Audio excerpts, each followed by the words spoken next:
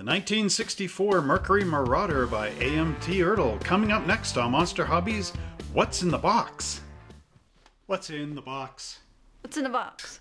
What's in this box? What's in the box? Hello once again, model kit builders, and say, are you crazy about a Mercury? Well, I sure hope so, because this is the second week of our 1964 Mercury model kits. And this time around, I put away the little Mercury Comet and brought out the big boy here with the Mercury Marauder for 1964. And this is a really cool kit. If you're a slot car builder, this also makes a really good slot car kit, as would the Mercury Comet from last week. So now, without further ado, let's do one thing before we take a look at this, and that is to like, subscribe, and share this video with all your friends and family. Pound that notification bell so that every time I make a new video, you are the first one to see it, because YouTube will tell you, hey, Trevor made a new video, check it out. Now let's get this thing up to 100 likes so that this video goes way up in that Google search, way up there. And now, without further ado, let's go down to the Monster Hobbies showroom and rip open the lid on this great beauty and see what's in the box. Welcome back to the Monster Hobbies Mercury showroom. Last week we were looking at the small little Mercury Comet, and this week we get to see the big 1964 Mercury Marauder. So from the smallest car to the biggest car. Here we go. Now, this kit, of course, was built by RC2 when AMT was under RC2. But it's an earlier kit, of course. Not sure when it came out, but part of that early 60s series. There really is not much on this box, other than it's a skill level 2 for ages 10 and up, requires glue and paint, from 2005. So that's when this got reissued. It is a cool kit. I have built one before. Goes together easy, as we will see. So I'm going to pull this off the top, and we'll take a look at these really folded up Marauder instructions.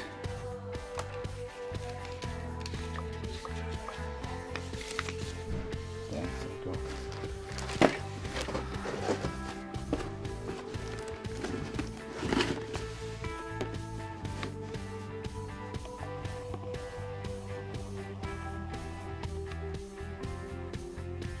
So now we return once again to the Mercury showroom right down here at Monster Hobbies.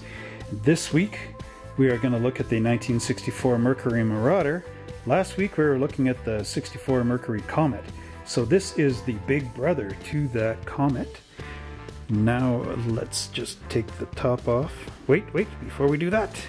This kit came out by RC2 in 2005. As you can tell, there is not very many pictures of this thing on the side of the box. Just the interior engine and the rear 3/4, as well as the front. But check this side out. There's nothing there. What was the art department thinking? Just fell asleep that day or what? So anyway, we've got a skill level 2 kit, ages 10 and up, glue and paint required. Now this model came out back in the early 60s from the AMT days, as we'll see in the kit. So there's a lot of customizing bits in here, but it all mounts on a one-punch underbody. So we'll just pull the lid off. We'll move that out of the way. There's our highly folded instructions. Just move those parts again. Okay, this is actually a 3-in-1 customizing kit. And ooh, sneeze down there. Okay, so as you can see, the instructions are pretty cool. This again would make an awesome slot car. See, there's body screws right there. But before we look at that part, big fold out on the instructions. So here is the basic assemblies. So you have a stock engine with all the parts are solid black, the numbers, and the racing are clear. Or white, whatever, however you want to do that.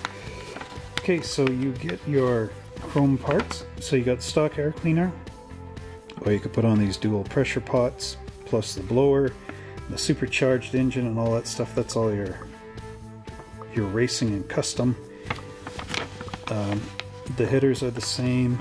So yeah, This has got the metal rod in the front, so it's got the hole in the engine block and the oil pan. You could paint your metal axles black so that they'll disappear underneath the undercarriage, visually disappear under the undercarriage. So then here we've got our wheels, and they mount with wheel backs, go through the tire, and then you've got your choice of the stock wheel covers or these custom ones with the spinner knockoffs. There is like a racing option for deep dish mag wheels, or sorry, reverse chrome wheels like the Beach Boys sing about, right? Then there's a horn you put in. There's an axle horse, which mounts under, you get these front disc brakes, or drum brakes, pardon me. And then a rear end cover for custom and traction bars. Then here's your interior. Now this again is a tub, so that again is a 60s type of mold. You get these cool custom seats and a telephone. Back before cell phones, you know, they actually have a physical telephone in there. The record player's in. So you can thank all the customizer guys back in the 1960s for what we have now in cars, because this never came stock. So these guys would put it in, like George Barris and Gene Winfield and all those great customizers would add this stuff in because they were way ahead of the curve.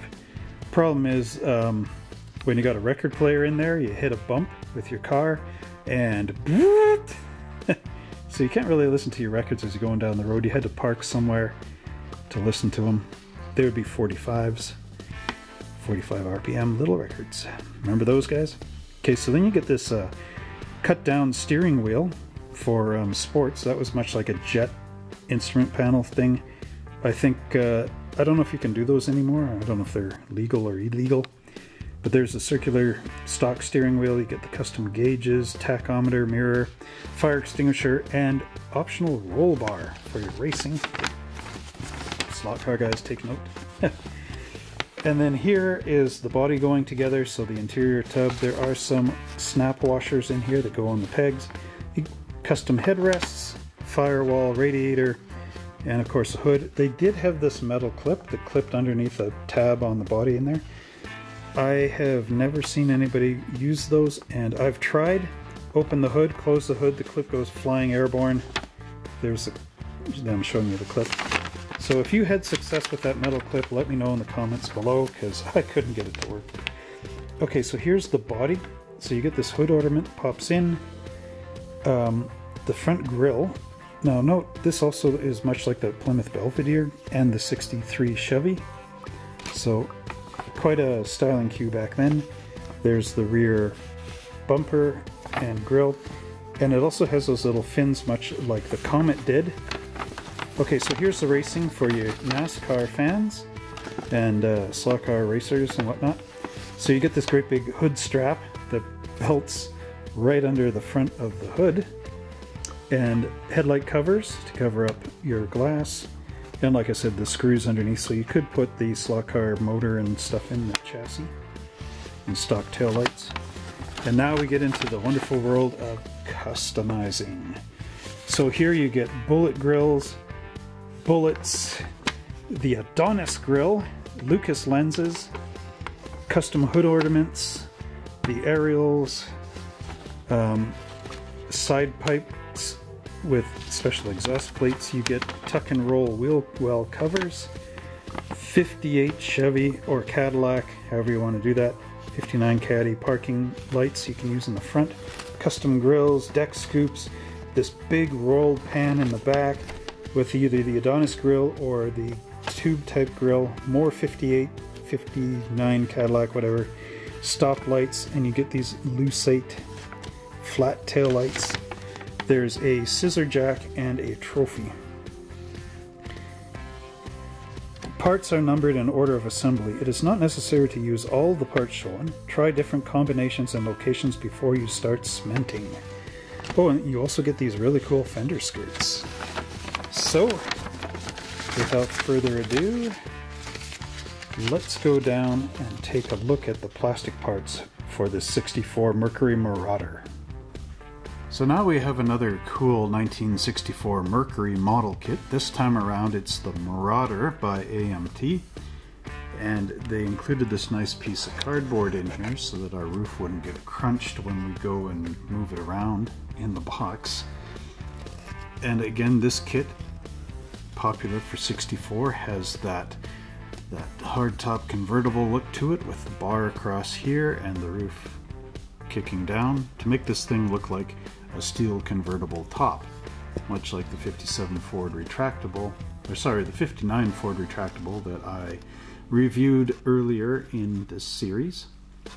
Now this again is a screw bottom kit, so it's got the peg and post types that would go through the underneath of the chassis to hold it together. So if you're a slot car guy, this is a perfect body for you for mounting 25th scale slot car components. Now in here is molded a bunch of holes. Those you can drill right through for your spotlights and rear view mirrors and whatnot. There's two back here for antennas. So you get a couple of good options. There's some plastic coming out here, so I use the chisel blade, I forget what number that is, just to chisel these out, and some sandpaper to sand the smooth inside so it doesn't interfere with the bodies. The bodies mount to the chassis. Then here are these double lines on either side. That's for your firewall to click into. And then if you look at the front here, there's a couple of holes for your radiator shroud. Detail on the AM kits is nice and deep, unlike the Lindbergh models, which is a little more softer. You've got that nice molding in there. You can sand that off if you're doing a custom or whatever, or you can add in some bare metal foil to make it look really nice. There's the Mercury emblems. The sad part is there's a little sink mark right in here, and that's a bit difficult to fill, especially because you got to fill it and then go in with this complex shape in here. So I don't really have too many good advice for getting that together. There's a Mercury script on the trunk lid, as well as the emblem, and a little bit of that trim along the bottom for chrome plating. It has these nice little bars on here. And then your door handles are molded in place on this kit, but that was typical of that style and that era of model building. So a very nice, clean, crisp body. And here we have our hood, which also has the Mercury emblem molded in there. And if we turn it over, you have the mat in here, the fireproof matting, as well as the cross braces. And there are some mold marks in here, which will need to be cleaned up with a bit of putty on this one, and your number 16 hobby blade on the other ones. Now the undercarriage of this model kit is molded as one piece. Of course you got to cut that part off. But this uses the bent out perimeter frame, which was very common for Fords of this era. And you got your A-arms molded in place. Your exhaust pipes are molded in for dual exhaust. The differential, of course, and your rear exhaust pipes and mufflers. And these holes go all the way through for the screw bottom of this car. Another component to this chassis are the two holes here, so you can either have it at stock height or lowered down for a lowrider effect. And inside the fender aprons there is a typical Ford bag style windshield fluid tank here. Don't know what made me say windshield whopper. Maybe that'll be a new meme or something. Okay, anyway, so there's some more of the components inside there, and I do believe this little sunken part is where the battery would mount. Our interior tub is molded in the typical 1964 fashion, although the bucket seats and that are not molded into this tub, which is nice. Gives you the option of custom seats for the front. The back, though, you are stuck, but it does have some nice pleated interior panels, as well as all the winders and stuff, which are molded pretty flush to this, because that's just how it is with these interior tubs. Now this is a nice bit of molding on here. One of the things that AMT did was to get around the fact that they molded in the rear seats, was to make the front bucket custom seats the upholstery matched the back, the patterns. These would be the stock front seats, the stock buckets. Bucket seats were pretty popular in the 60s. And then here we have a blower type assembly with the hoses for that, and a scissor jack. Now we have a fairly long parts tree. We have our engine block here with the little cutouts molded in, same as under the oil pan, so that our metal axles can go right through the engine block. That was a typical thing to do with 1960s model kits. My edition here has a lot of flash on the parts. Anyway, here's our exhaust manifolds. This, of course, is our firewall, and it's got this groove out of here. There was a metal clip that came with the kit back in the day. I think it's still in this one, but it clips under the hood so that the hood will be able to swing open. These are retaining circles in here for our interior. Then, of course, we've got our air cleaner, fan, battery, water from the radiator, right? Then we have the intake manifold and the cylinder heads and our coil and distributor molded as a one piece. There's a trophy here. There's a fan belt for the blower, and here's our typical fan belt. It kind of turned there. There's our radiator wall, and then these are custom pieces. This is the rear pan for the back, or the front, I can't remember. And then got some side spears and our trophy there. And this thing, that looks like a little TV or something. Our next components will allow you to build this car as a NASCAR version, but you're on your own to find the decals. Anyway, this is the roll cage and some of the braces for it. And of course there you have your padded end on the roll cage, so this is where the driver's gonna be. And there's a little bit of an extra cage there to protect on side impacts on that one door. These are belts to hold the hood down, and these are your wheel backs for the extended wheels, as well as a fire extinguisher. Now we get into some very nice custom and interior components. In fact, these are pretty much all custom components. There's a rolled pan, seat belts for the race car, and these little straps in here. I think these are standard lap belts. Then we have these really cool headrests. These are headrest inserts for those. Our wheels, fender skirts.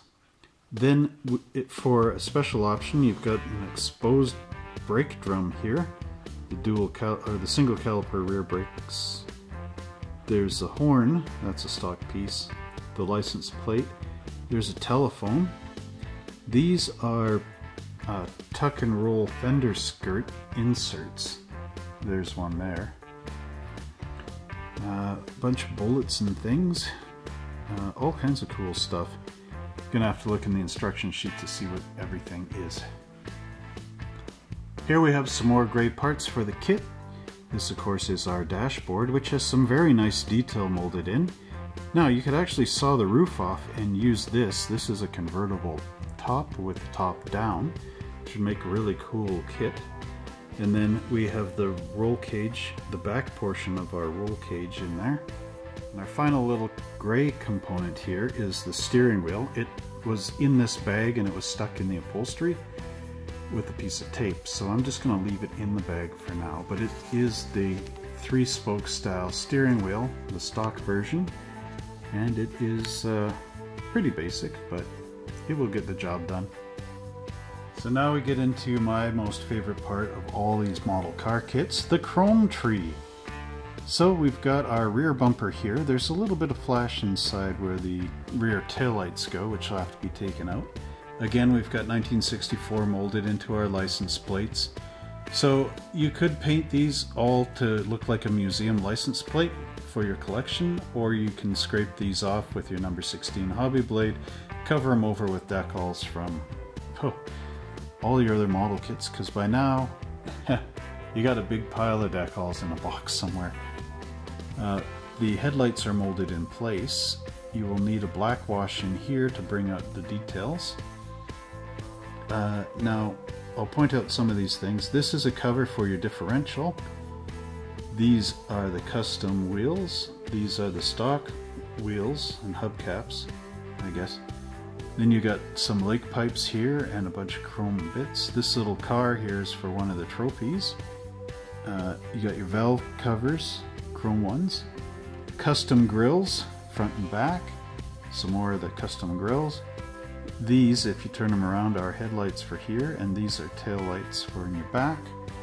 I'll just turn this parts tree around so we can see a little better. And now here you got your headlights, and these look like 58 Chevy type tail lamps, or Cadillac ones maybe. You could use, there's 4 of them. And of course we're going to be looking for the red plastic bits. And then you got spotlights and other things down here.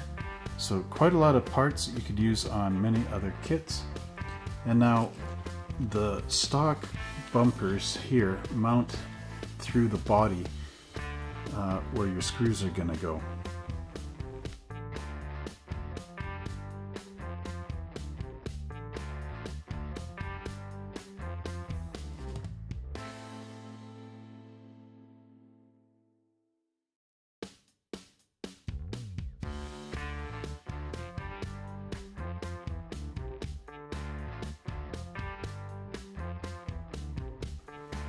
And now in another bag we have this chrome steering wheel. This must have fallen off in the parts tree, and AMT stuck it in this bag for us. This mounts on a special column shift that was in the gray pieces. It's very hard to see in the bag, but this is a airline style steering wheel. The ring has been cut down, so it's just got the hand grips right there. Now here we have our typical glass from '64 molded in as a one piece with these rails that connect the front windshield with the no draft windows to the rear glass, with little holes here for, of course, mounting through the body.